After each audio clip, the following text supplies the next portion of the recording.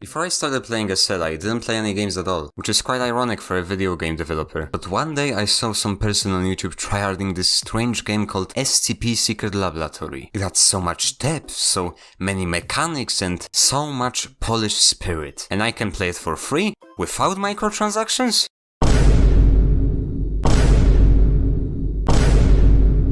Never mind. But quickly I realized that not many people shared my specific interest in the game, and instead, whenever they would see someone tryharding, they would start harassing him, telling him death threats, and even hacking his Xbox Gold account.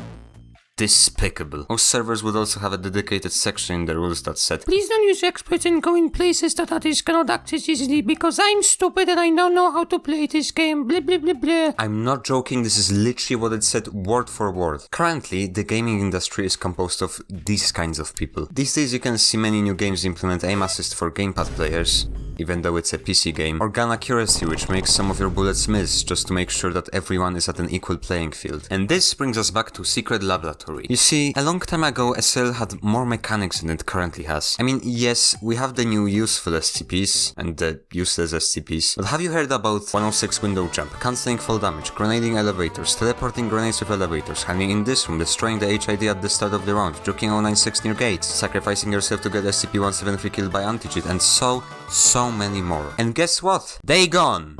All of them! You might say, oh, but these are exploits. Okay, and? I understand these aren't the sort of mechanics that the developers intended you to use, but guess what? They kept them anyway! But sadly, things quickly started changing. Over the years, Northwood started patching those little exploits, starting with scopophobia and ending with parabellum. This was quite sad, as you could no longer use and master these hidden mechanics. So this is how a typical match would look like. Time to do a mild amount of tomfoolery.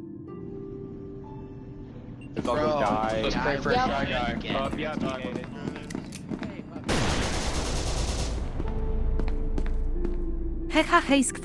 Turns out, we don't need the bugs. The game itself had so many different mechanics that it could hold up on its own without them, but we didn't celebrate for long.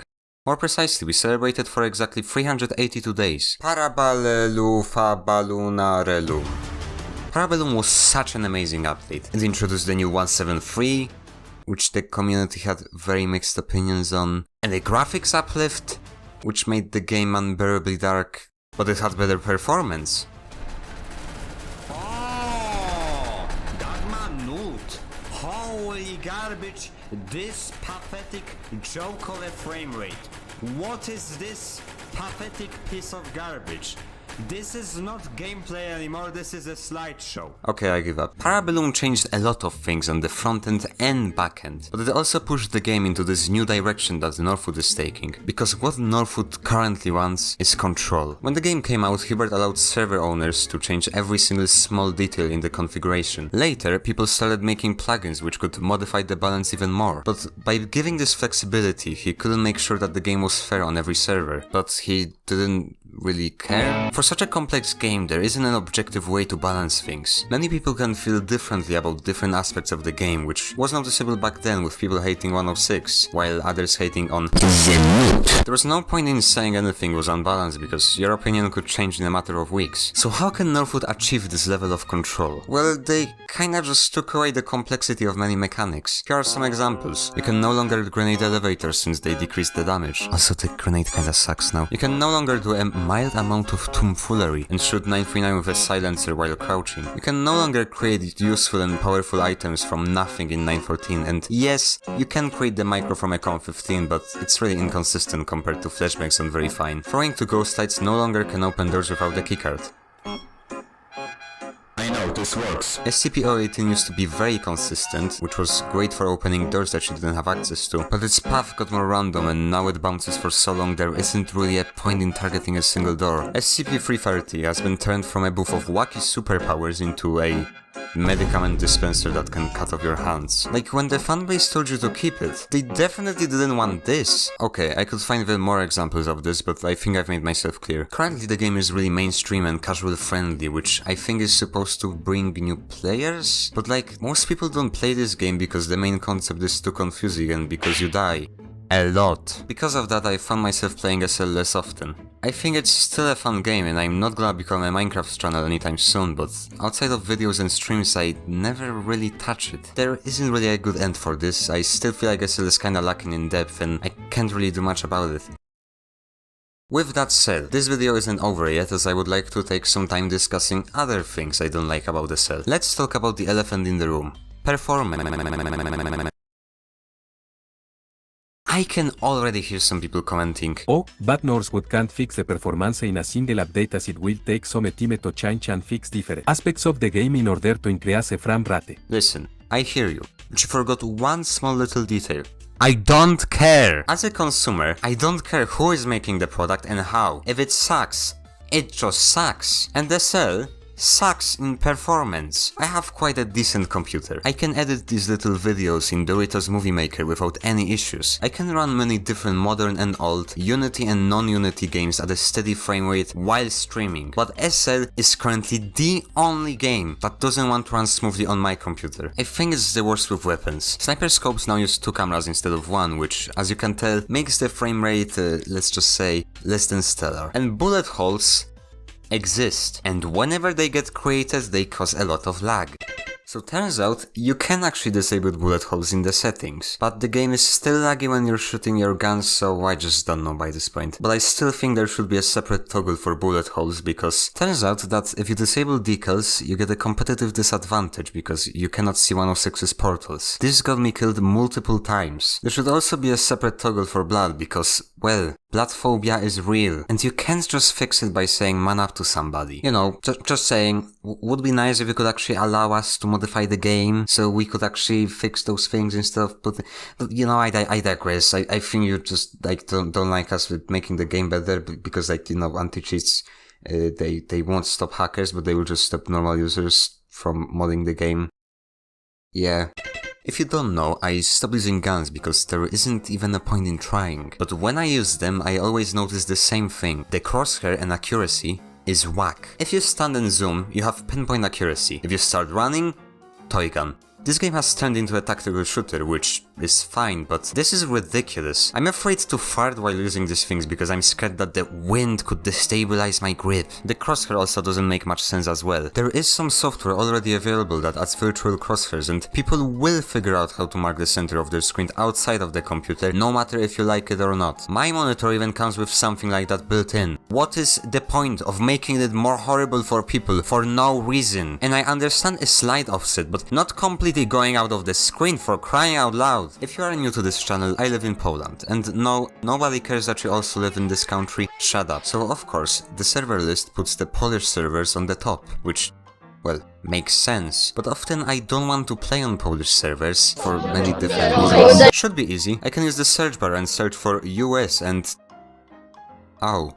That's right, not only that the search bar is broken, there isn't a proper way to filter servers by region, language, player size, number of people playing currently or on average, nothing. Not even if they allow killing on sight nor any other basic rules. Can I team? Does it have a modded map? Does it have custom classes and more? I can see the last part being difficult to implement, but once again, I don't care. And when I don't have any favorite servers, what am I supposed to... how can I pick the right server? The server list is preventing me from playing the game. Who coded this? This is the new design that was developed by so many different people, while the original concept that was made by just one person was exactly the same, but somehow I thought it was better while recording this part. But somehow it's not implemented. Okay.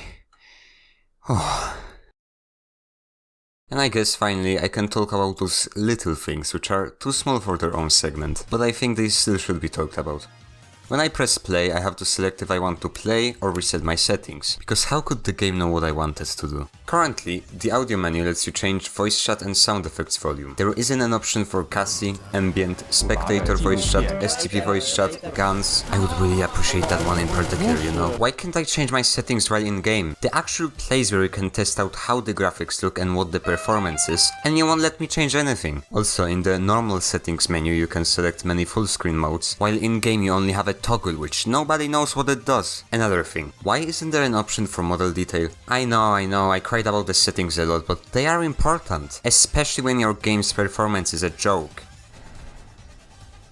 Lag! For the love of! By using the console, I've managed to add a toggle for muting voice chat. I often use it while spectating, as I don't want to hear spectators and people that I am spectating. Sadly, there still isn't an option to do this natively in the game. Also, please add more console commands. Remote admin sucks. In my opinion, certain actions can be performed faster with a command, while others are better off with a graphical interface. Sadly, there isn't a single button to switch between those two modes with my keyboard. Oh, I don't know, tab for example? I think you could do that. I forgot to mention, but autocomplete doesn't suggest things like player names, room names, or other specific things. This is the only reason why I think graphical GUI is better in certain scenarios. And as you might know, the base client console doesn't have any fancy suggestions or anything. Why are there two consoles anyways? Can't you just make one that is good? Additionally, I can't navigate array with my keyboard. This thing just feels really clunky to use with a mouse. Actually, when I think about it, I can't navigate anything with my keyboard. Would be nice to have a tutorial for this game so that I wouldn't have to explain the entire universe lore for my friend to play with me. Or a friend list or something like that. Do you know how many people there are who just want to play with their friend and not, oh I don't know, against their friend? Why is the stamina bug still here? It's been reported so long ago and you still haven't fixed it after so many updates. A lot of menus are using the default Unity sprites for UI. Nothing screams professionality more than this eyesore. Balance of the game can vary quite often depending on the player count. This means that if there's more people playing, it becomes harder to dodge SCPs, and thus harder to survive. Also, the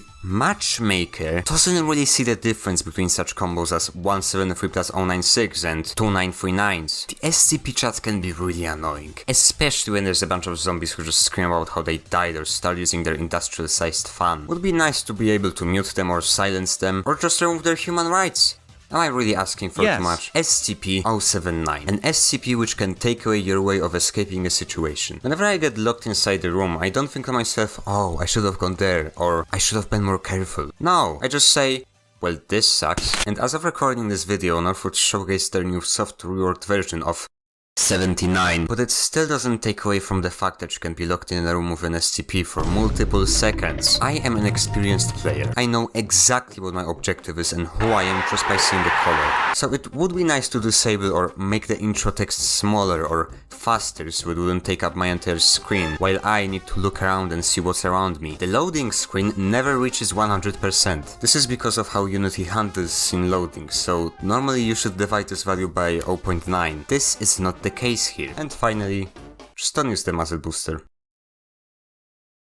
This is quite a risky video for me to make because since I make games it will be quite awkward not to live up to what I just said. This is just my rambling without much thought put into it because I'm not making the game and I'm not getting paid to think rationally. I'm just giving suggestions, most of them are probably wrong, do with them what you want. I mean, I don't anticipate anybody seeing this video, but like, who cares? With that said, thank you for watching. I am going to continue working on my SL clone. Goodbye.